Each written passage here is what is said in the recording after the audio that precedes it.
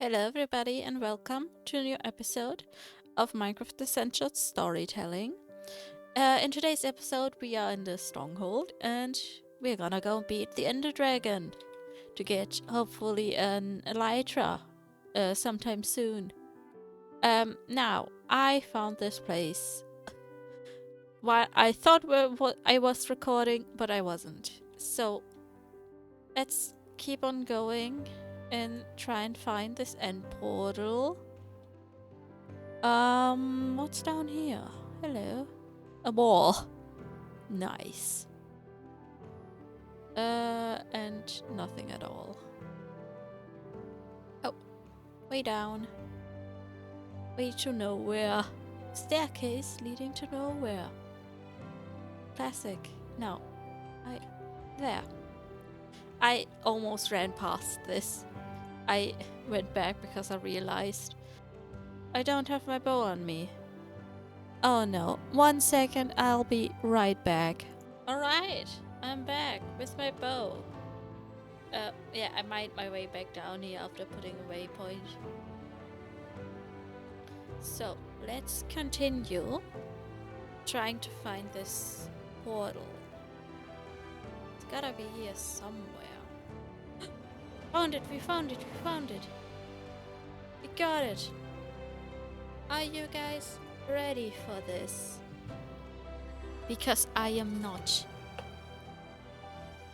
I just realized I had my sound off. I know why I can't hear anything. My headphones are unplugged. I must have accidentally unplugged them. Yeah, now I can hear myself again. Let's go in.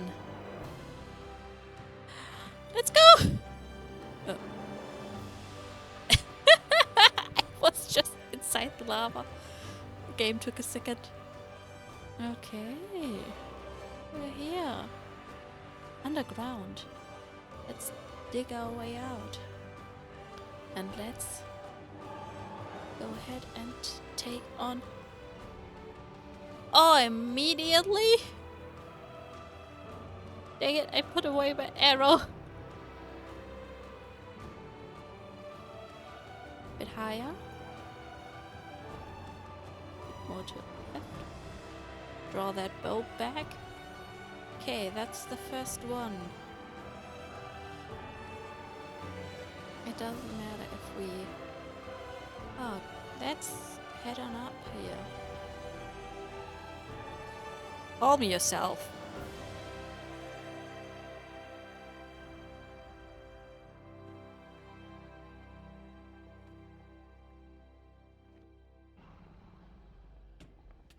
Ow.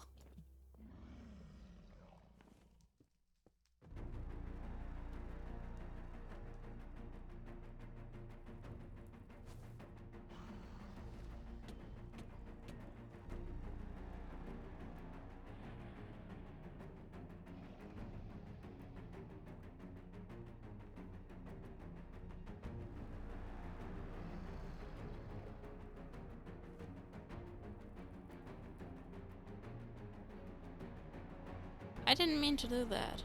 I meant to do this. And... Yes!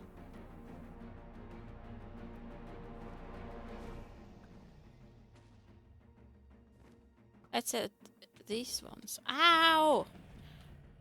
Don't do that! Really?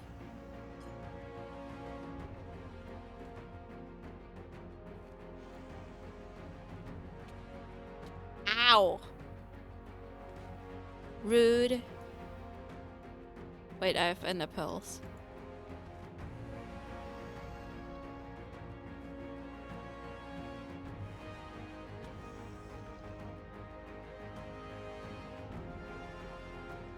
And a shield. Why don't I use it?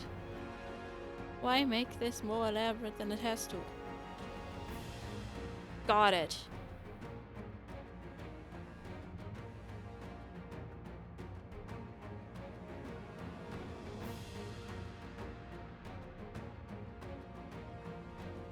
Come on. Itch. Dang it. let's just go over here. I'm almost missed.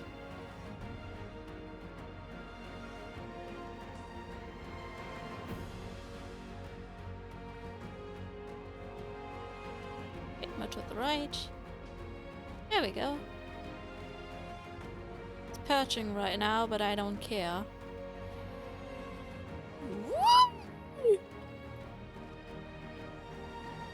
Whee! When you're this overpowered against the Enderdragon, it isn't really that scary anymore. The blazes were more scary than you. I was more afraid of blazes than the Enderdragon. That says a lot about the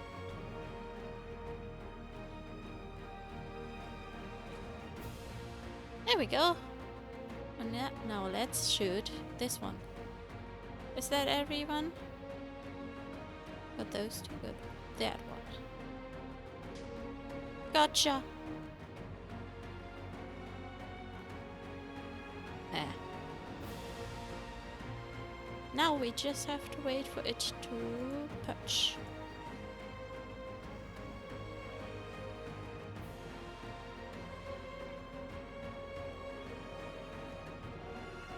Come on.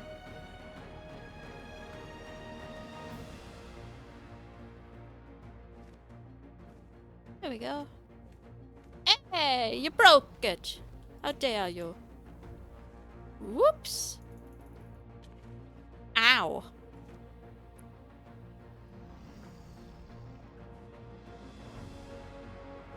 Dang it, I looked at one.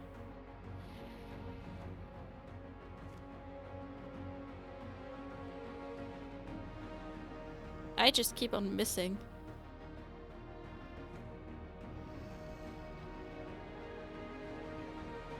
There we go. Broke my bed, my only bed. Half health. Good job, buddy. But I got you down to your last quarter.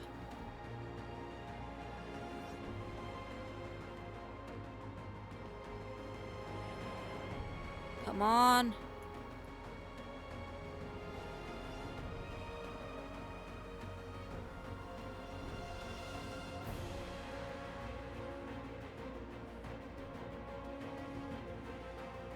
Howard! Come on down, pretty girl.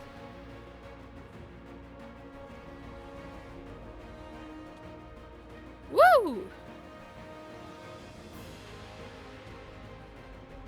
Got it! I got...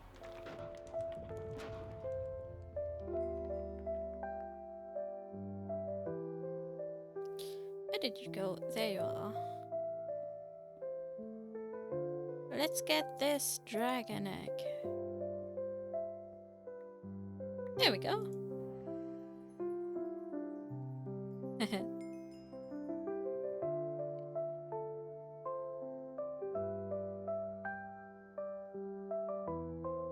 Okay, let's go. We made it. We did it. We beat the game technically, but as you know, this isn't the end of the series. I see the player you mean. City Blue? Yes. Take care. It has reached a higher level now. It can read our thoughts. That doesn't matter. It thinks we are part of the game. I like this player. It played well. It did not give up. It is reading our thoughts as though they were words on a screen. That is how it chooses to imagine many things when it is deep in the dream of a game. Wow. Words make a wonderful interface, very flexible and less terrifying than staring at the reality behind the screen. They used to hear voices before players could read, back in the days when those who did not play called the players witches and warlocks, and players dreamed they flew through the air on sticks powered by demons. What did this player dream? This player dreamed of sunlight and trees, of fire and water. It dreamed it created, and it dreamed it destroyed. It dreamed it hunted and was hunted. It dreamed of shelter. The original interface, 1,000,000 years old, and it still works. But what true structure did this player create in the reality behind the screen? It worked with 1,000,000 others to sculpt the true world in a fold of the... It created a... in the... It cannot read that thought. No, it has not yet achieved the highest level. That it must achieve in the long dream of life, not in the short dream of a game. Does it know that we love it, that the universe is kind? Sometimes, through the noise of its thoughts, it hears the universe, yes.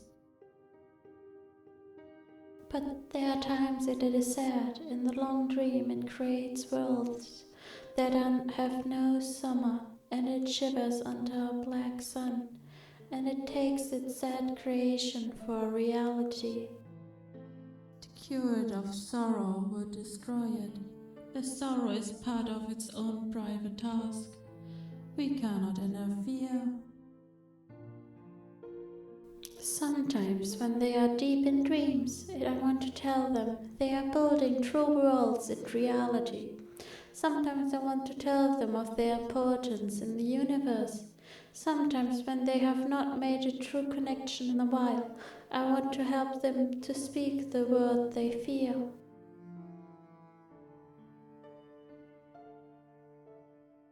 It reads our thoughts. Sometimes I do not care. Sometimes I wish to tell them, this world you take for truth is merely blah. I wish to tell them that they are black.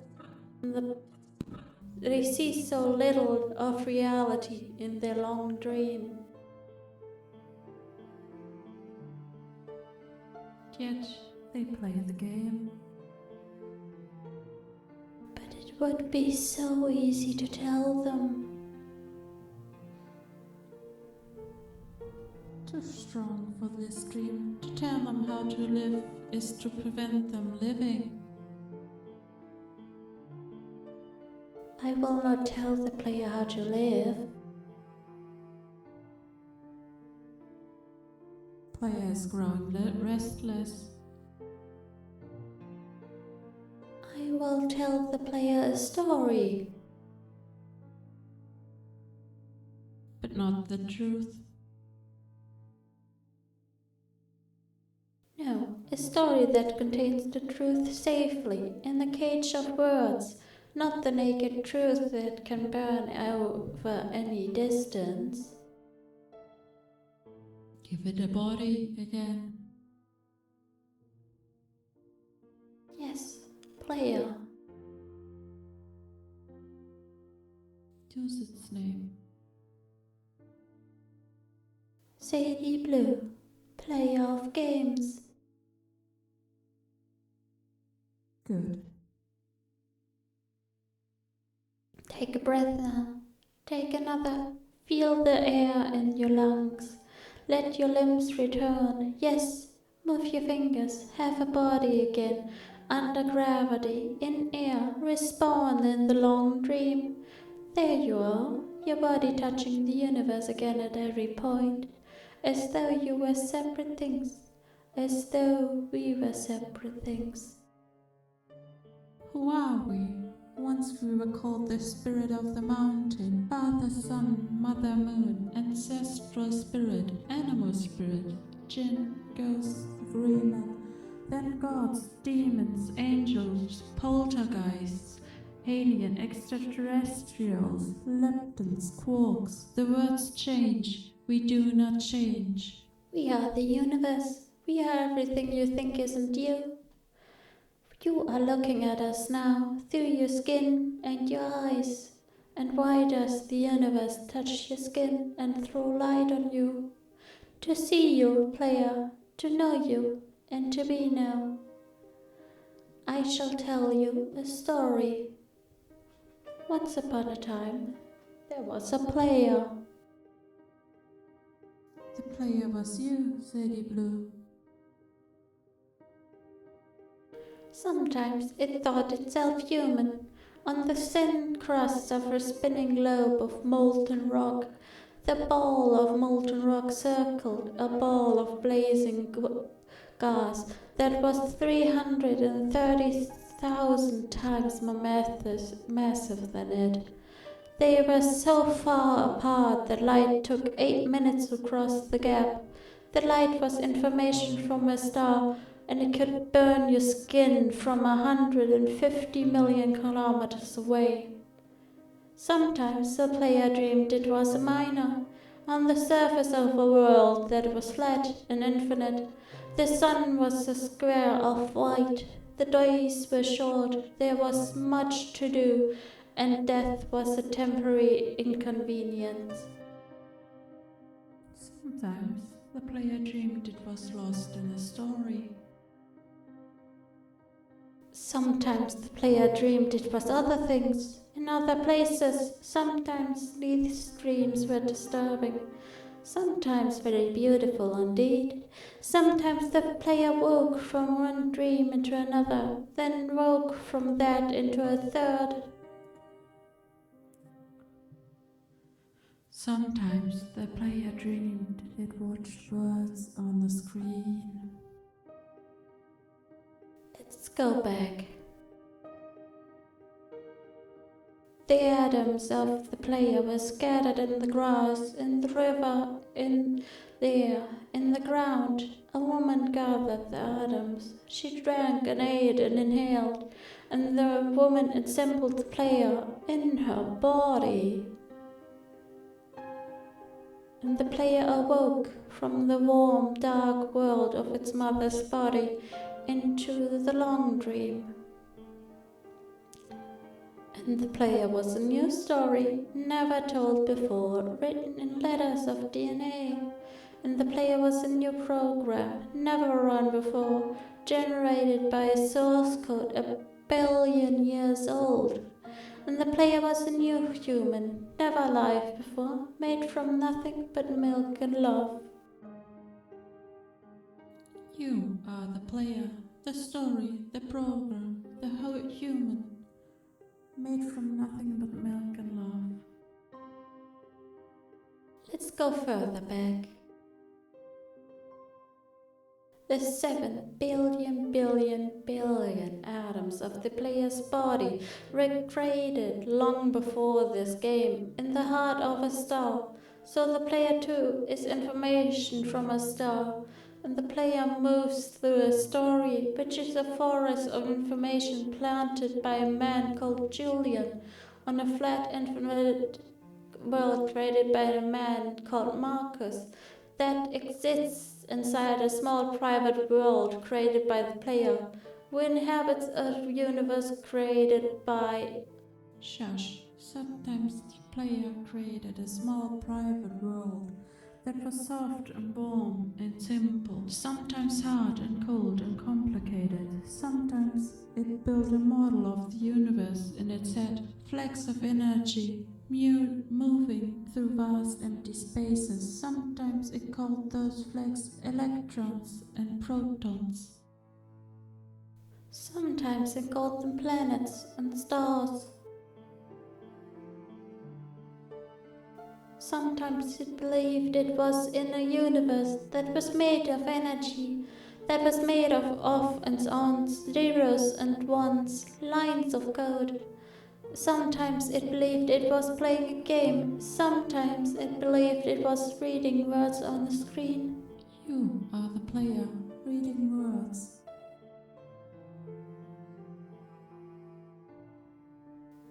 Shush! Sometimes the player read lines of code on a screen, decoded them into words, decoded words into meaning, decoded meaning into feelings, emotions, theories, ideas, and the player started to breathe faster and deeper and realized it was alive.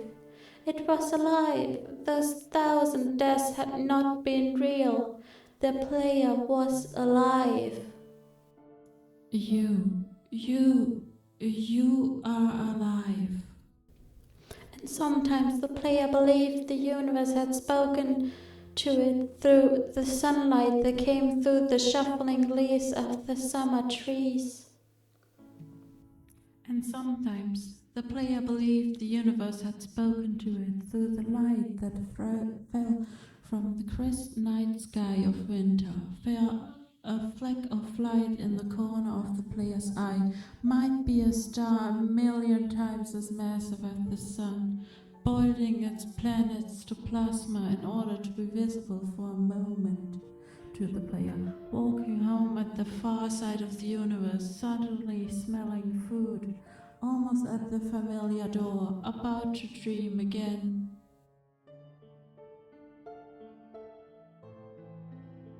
And sometimes the player believed the universe had spoken to it through the zeros and ones, through the electricity of the world, through the scrolling words on the screen, at the end of a dream. And the universe said, "I love you." And the universe said, "You have played the game well." And the universe said, "Everything you need is within you." And the universe said, "You are stronger than you know."